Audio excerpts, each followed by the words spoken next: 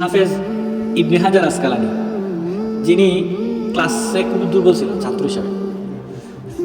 ক্লাসের মধ্যে তিনি পড়ালেখায় খুব দুর্বল ছিলেন, নিয়মিত পড়া দিতে পারতেন না।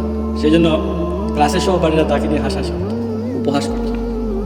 একদিন এই হতাশা আর উপহাস সহ্য না করে তিনি ভাবলেন যে আমি আর পড়ালেখা করবো না, বাড়িতে চলে যাব।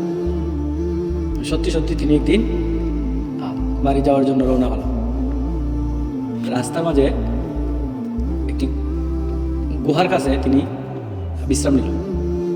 তিনি যখন গুহার কাছে বিশ্রাম নিতেছিল তখন তিনি দেখলেন যে একটি পাহাড় থেকে ফুটা ফুটা বিন্দু বিন্দু পানি একটি পাথরের উপর পড়তেছে,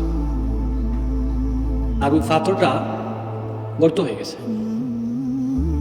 তো তিনি ভাবলেন, তিনি গভীরভাবে চিন্তা করলেন, একটি নরম তরল পদার্থ পানি একটি পাথরের উপর দীর্ঘদিন যাবৎ অনবরত ধারাবাহিকভাবে পড়ার কারণে যদি একটি শক্তিশালী একটি শক্ত পাথর গর্ত হয়ে যেতে পারে, তাহলে আমি যদি ধারাবাহিকভাবে বা অনবরত চেষ্টা করি তাহলে আমি কেন পড়াশোনা করতে পারবো না? তার ভিতরে একটি প্রবল উৎসাহ অনুপ্রেরণা জাগল। ফলে তিনি বাড়িতে না গিয়ে আবার রিটার্ন মাদ্রাসায় চলে গেলেন। ফলে এমনভাবে মনোযোগ দেওয়া উৎসাহ নিয়ে পড়াশোনা শুরু করলেন, দেখা গেল তিনি পরে হইল যুগশ্রেষ্ঠ মুহাদ্দিস, ফিকহ শাস্ত্রের একজন পণ্ডিত। মোরাল অফ দ্য স্টোরি হলো যে পৃথিবীতে অসম্ভব বলতে কোনো শব্দ নাই, শুধু উৎসাহ আর চেষ্টার অভাব। উৎসাহ আর চেষ্টা যদি আমাদের থাকে, anything is possible, nothing is impossible.